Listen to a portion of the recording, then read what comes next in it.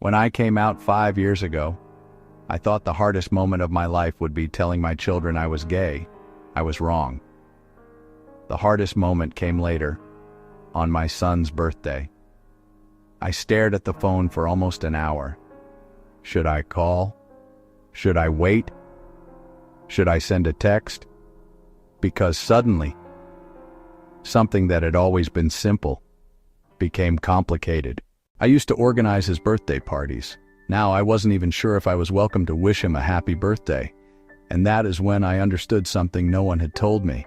Coming out late in life doesn't just change your life, it changes everyone's story about your family, and rebuilding those relationships takes time.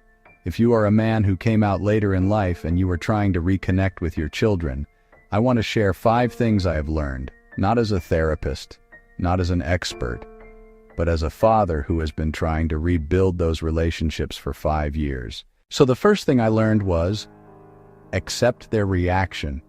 My children had the right to react however they needed to react. When I came out, I felt relief. That heavy load was finally off my shoulders.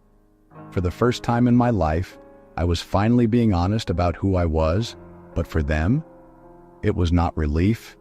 It was confusion. Some of them had questions, some had anger, some simply became quiet. And here's something important. When children are already adults, they don't just absorb information. They analyze it. They evaluate it. They ask themselves things like, why now? Did dad always know? What does this mean for mom? You cannot control those questions, and you should not try. The first step in reconnecting with your children is accepting that their emotions belong to them, not to you. The second thing I understood is, understand that their ages matter. When men come out later in life, their children are usually not little kids. They are teenagers, or young adults, or fully grown adults with their own opinions about relationships and responsibility. For example, one child might be 25, another might be 20, another might still be 15. Those 3 children are not living the same emotional reality. The 25-year-old might approach the situation analytically. The 20-year-old might feel social pressure or embarrassment. The 15-year-old might simply feel confused. And that means something very important. You are not rebuilding one relationship. You are rebuilding several different relationships at the same time, and each one will move at its own speed. The third thing I learned is, respect the new family boundaries. I have to tell you, this one was difficult for me to accept.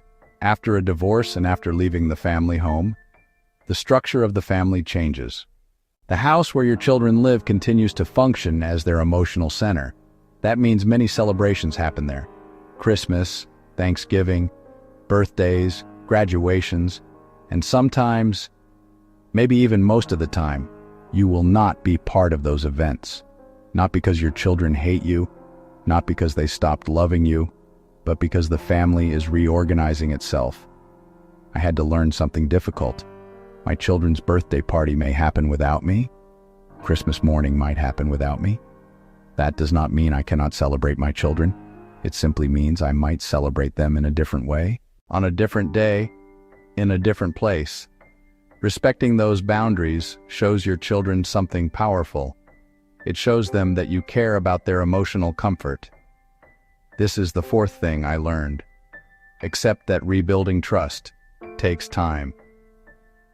When a father comes out later in life, something else happens quietly. The family story changes. Children may begin asking themselves questions about their childhood, about their parents' marriage, about things they never questioned before. Processing those questions takes time, sometimes a lot of time. Please be aware of that. In my case, it has been 5 years. 5 years of small conversations. 5 years of occasional silence. 5 years of learning patience. And I will tell you something important. Time does not heal everything automatically, but time allows people to observe something. Consistency. Your children need to see that you are still there, still their father, still someone who cares about their life, even if the relationship is not yet fully repaired. And finally, This is the fifth thing I learned: rebuild through small moments. Reconnection rarely happens through one dramatic conversation. Hollywood likes those scenes. Real life does not work that way. Relationships rebuild through small things. A short phone call, a coffee together, helping them move into a new apartment, asking how their job is going. Sometimes those moments are brief. Sometimes they feel awkward. Sometimes they feel normal again. And slowly, something begins to return. Familiarity, trust, comfort. The children begin to realize something important. The man who came out is still the man who helped them learn to ride a bike, still the man who stayed up when they were sick, still the man who worried about their future. Sexual identity may change part of your life, but fatherhood, that does not disappear. Let me tell you something, my friend.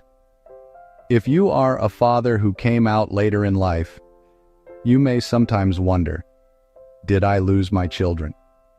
Why are my children alienating me? And the honest answer is, maybe not, and they have not. But rebuilding those relationships requires patience. It requires humility. It requires respecting their space. And it requires remembering something very important. Coming out is not the end of your relationship with your children. It is the beginning of a new chapter. And like every new chapter, it takes time to learn how to read it, especially when the people you love are still learning how to read it too.